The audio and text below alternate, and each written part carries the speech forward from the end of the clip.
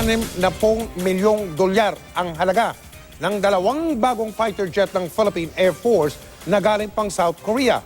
Ang mga seremonya sa pagsalubong sa mga bagong eroplano ang tinutukan ni Ivan Mayrina. Tila eksena sa pelikula na kung todo musical scoring pa ang seremonya sa pagdating ng dalawang bagong FA-50 Fighting Eagle mula South Korea. Sa pagdating ng mga bagong FA-50 PH-003 at 004, 4 na mga fighter plane ng Philippine Air Force. May paparating pa raw na 8 hanggang sa pagtatapos ng 2017. Well, it is a modest beginning to beef up our self-defense capability.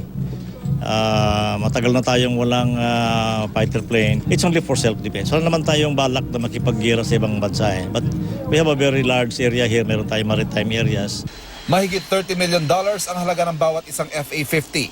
May kakayahan itong magdala ng air-to-air at air-to-surface missiles at isa sa pangunahing misyon ay ang pagbabantay sa ating teritoryo.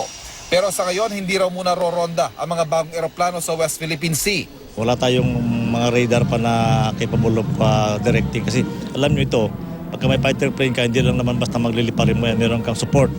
Meron kang series of radars around the country to detect.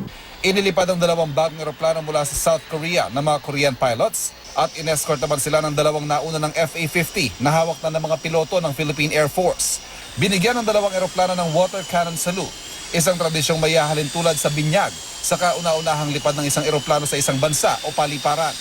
Kapag nakumpleto ng kabuang 12 FA-50 sa susunod na taon, inaasahang mas mapapalakas itong kakayahan ng armed forces na tumugon sa anumang banta, sa loob man o labas ng bansa.